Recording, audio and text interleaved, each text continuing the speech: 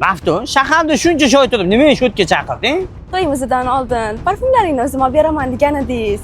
Men faqat parfum magazinidan olaman. Shunga sizni chaqirdim-da. Bo'pti, yur ketdik.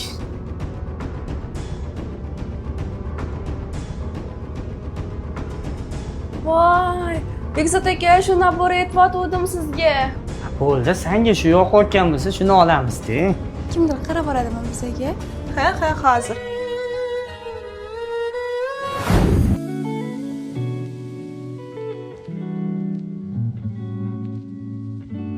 Bekzod aka, yurganimizga ham 2 yil bo'ldi.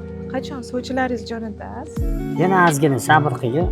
Bu yil ozgina uylashga sharoit yo'q. Ko'pchilik sevaman, senga uylanaman deb aldab ketadi. Siz va'da berasiz uylanishga. Va'da beraman, nima deganing bu? Sendan boshqasi uylanmayman. Kechirasiz.